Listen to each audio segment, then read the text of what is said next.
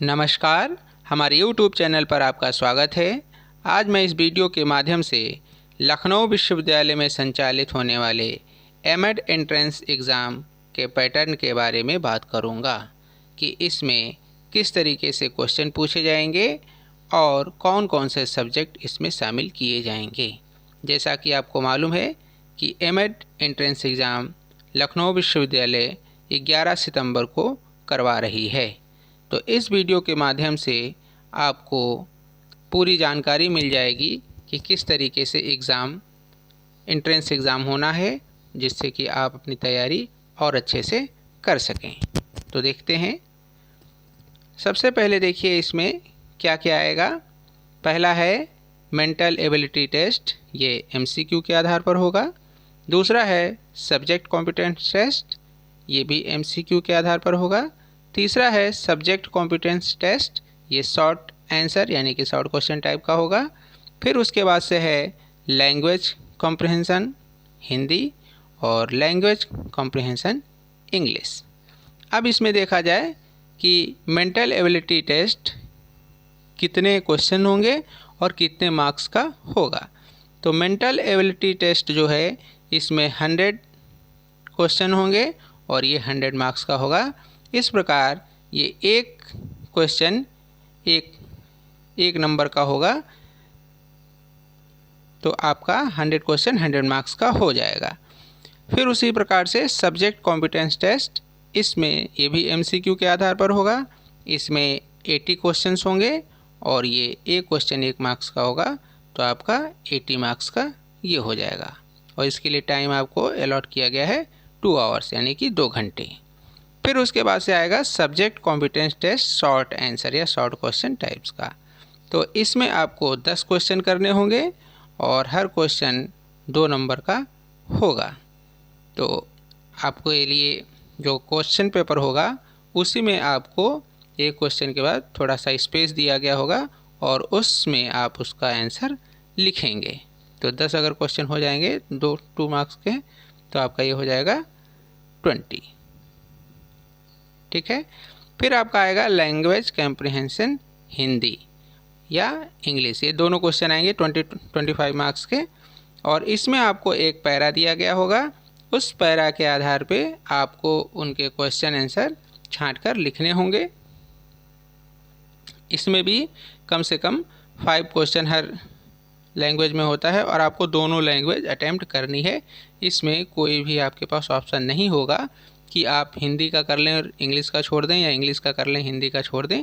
और टोटल इस तरीके से आपका ये 3 आवर्स का पेपर होगा और 200 मार्क्स का होना है। तो आपको कोई कन्फ्यूज़न नहीं होनी चाहिए। अभी हाल में बच्चों को काफ़ी कन्फ्यूजन थी कि 1.5 घंटे का पेपर होगा, तो 1.5 घंटे का पेपर नहीं होगा। अब तो एडमिट कार्ड भी इशू हो चुका है। आपके एडमिट कार्ड पर भी पूरा डिटेल में दिया गया है कि कितने घंटे का पेपर होगा और उसमें कौन कौन से क्वेश्चन आएंगे और उनका क्वेश्चन का पैटर्न क्या होगा। तो आपने अगर अपना एडमिट कार्ड डाउनलोड नहीं किया है तो जल्दी से एडमिट कार्ड डाउनलोड कर लीजिए और उसमें देखकर इसी के अकॉर्डिंग अपनी तैयारी करिए। अब हम लोग देखते हैं कि मेंटल एबिलिटी टेस्ट जो 100 मार्क्स का होगा उसमें किस तरीके के क्वेश्चन आएंगे। तो इसमें देख लीजिए कि मेंटल एबिलिटी टेस्ट में एक तो जनरल मैथमेटिक्स आएगी और दूसरा रीजनिंग। जनरल मैथमेटिक्स का मतलब इस तरीके से आप समझ सकते हैं कि हाई स्कूल लेवल की मैथमेटिक्स होगी और दूसरा रीजनिंग जो एसएससी लेवल की होती है वो रीजनिंग आपके सामने होगी। ये पेपर तो काफ़ी इजी होता है, लेकिन चूँकि रीजनिंग है मैथमेटिक्स है तो इसमें टाइम बहुत अधिक लगता है।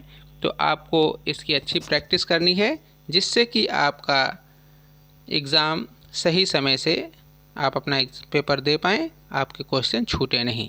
क्योंकि 100 क्वेश्चन को आपको 1 घंटे के अंदर या 1.5 घंटे के अंदर कम से कम करना होगा और वो आपके लिए क्वेश्चन की जो टाइमिंग दी हुई है वो आपके लिए कम पड़ सकती है। तो आपको खूब अच्छे से प्रैक्टिस करनी है। जो क्वेश्चन आपको नहीं आ रहे हैं आप उनको छोड़ के तुरंत आगे बढ़ जाइए, जिससे कि आप सारे क्वेश्चन देख सकें और सारे क्वेश्चन को समझ सकें। अक्सर होता है कि स्टूडेंट्स एक ही क्वेश्चन में इन मेंटल एबिलिटी टेस्ट में, क्योंकि क्वेश्चन सारे आसान लग रहे होते हैं और एक ही क्वेश्चन में फंस कर वो आगे के क्वेश्चन को अटैम्प्ट नहीं कर पाता है। तो मेरी सलाह आपके लिए यही रहेगी कि आप जो क्वेश्चन नहीं कर पा रहे हैं या जो आपको थोड़ा सा कठिन लग रहा है, आप उसको थोड़ी देर के लिए छोड़ दीजिए, आगे क्वेश्चन बढ़िए, सारे क्वेश्चन देख लीजिए। कुछ क्वेश्चन बहुत ईजी होंगे जिनको कि आप एक बार में देखकर हल कर सकते हैं। तो आप ऐसा मत करिए कि एक क्वेश्चन के लिए आप 10 क्वेश्चन का नुकसान कर लीजिए, क्योंकि इसमें आपके लिए टाइम मैनेजमेंट बहुत ही ज़्यादा ज़रूरी है, विशेष करके इन 100 क्वेश्चंस के लिए।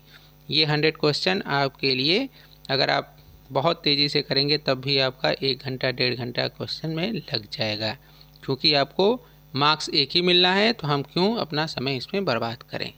अगर क्वेश्चन हमें नहीं आ रहा है तो हम आगे बढ़ जाएं, लास्ट में हम देखेंगे, अगर हमारे पास टाइम होगा तो फिर हम उसको फिर से देखकर उसको हल कर सकते हैं।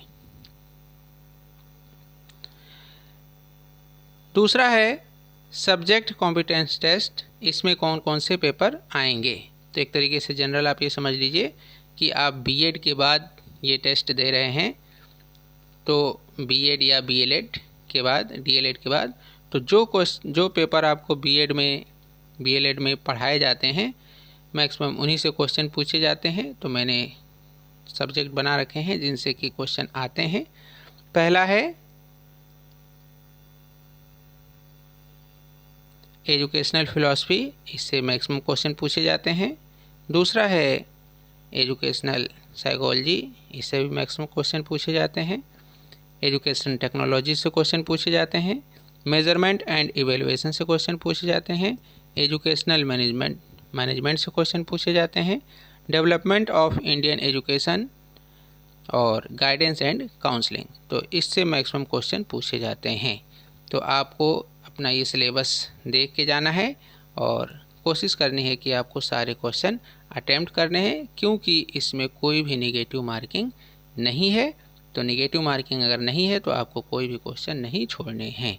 अभी भी आपके पास अच्छा खासा टाइम है, आप अच्छी तैयारी कर सकते हैं।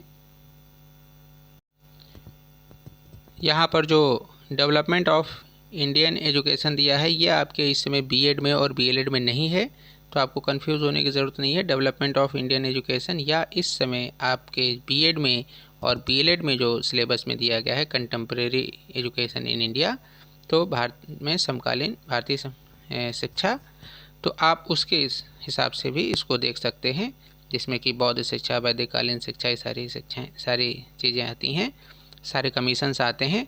तो आप इनको अच्छे से देख लीजिएगा, इनसे भी काफ़ी क्वेश्चन पूछे जाते हैं। आपको कंफ्यूज होने की ज़रूरत नहीं है कि ये डेवलपमेंट ऑफ इंडियन एजुकेशन हमने नहीं पढ़ी है। अब उस पेपर का नाम थोड़ा सा बदल दिया गया है कंटेंट लगभग वही। तो आपको सारे कमीशंस भी खूब अच्छे से देख लेने हैं, टेक्नोलॉजी का पेपर भी खूब अच्छे से देख लेना है। और आपको विशेष करके ये ध्यान देना है कि 3 घंटे के अंदर हमें किस तरीके से सारे क्वेश्चंस अटेम्प्ट करने हैं, उनकी एक आप पहले से स्ट्रेटजी बना लीजिए कि 2 घंटे में है, 2 घंटे में हम रीजनिंग के लिए 1.5 घंटे से ज़्यादा समय नहीं देंगे या 1 घंटे 15 मिनट से ज़्यादा समय नहीं देंगे। सब्जेक्ट के लिए आपको भी पर्याप्त समय देने हैं, क्योंकि क्वेश्चन को पढ़ना है, उनको अच्छे से समझना है, और फिर उसके बाद से जो ऑप्शन आपको सही लगे वो ऑप्शन आपको वहाँ पर लिख देना है। इसमें आपके जो क्वेश्चन होंगे, क्वेश्चन के सामने ही आपका ऑप्शन लिखने का स्पेस दिया गया होगा, आप उस पर अपना स्पेस के आगे अपना जो ऑप्शन सही लग रहा है वो आप वहाँ पर लिख सकते हैं। उसके बाद से जो सब्जेक्टिव होगा, सब्जेक्टिव के लिए क्वेश्चन दिए गए होंगे और उसके आगे स्पेस दिया गया होगा, आपको उसी स्पेस के अंदर लिखना है। तो आप पहले से देख लीजिए कि ये क्वेश्चन दिया गया है, उस क्वेश्चन के आगे कितना स्पेस दिया गया है, उस स्पेस में ही आपको उसके क्वेश्चन अटेम्प्ट करने हैं। करना दोनों है, सब्जेक्टिव में या सब्जेक्ट कॉम्पिटेंस टेस्ट में आपको 80 मार्क्स का MCQ होगा और 20 मार्क्स का सब्जेक्टिव होगा। तो आपको उसके क्वेश्चन आंसर लिखने हैं, तो इसमें भी टाइम लगता है, तो आपको इसके अनुसार भी टाइम मैनेजमेंट लेकर चलना है। और उसके बाद से जो लैंग्वेज है इंग्लिश और हिंदी की, उसमें भी आपको आपको पूरा पैरा पढ़ना है, फिर उसके अकॉर्डिंग जो क्वेश्चन दिए गए हैं उन क्वेश्चंस के आंसर देने हैं। तो ये टोटल आपका 250 मार्क्स का हो जाएगा और इसके अकॉर्डिंग आप अच्छे से अगर तैयारी करेंगे तो आपकी रैंक भी डेफिनेटली अच्छी ही आएगी, जिससे कि आपका एडमिशन आप जिस कॉलेज में चाह रहे हैं अच्छे से अच्छे कॉलेज में आपका एडमिशन हो जाएगा। सभी स्टूडेंट्स की यही इच्छा होगी कि उनके लखनऊ यूनिवर्सिटी कैंपस में एडमिशन हो। तो लखनऊ यूनिवर्सिटी कैंपस में एडमिशन लेने के लिए आपको ज़रूरी है कि आप खूब अच्छे से तैयारी करें, क्योंकि लखनऊ यूनिवर्सिटी में मात्र 25 सीट्स हैं और उसके लिए अच्छी तैयारी आपको करनी होगी। तो आप सभी लोग अपना ये ऑब्जेक्टिव बना के चलें कि आपको लखनऊ यूनिवर्सिटी कैंपस में ही एडमिशन लेना है, उसके अकॉर्डिंग ही अपनी तैयारी करनी है।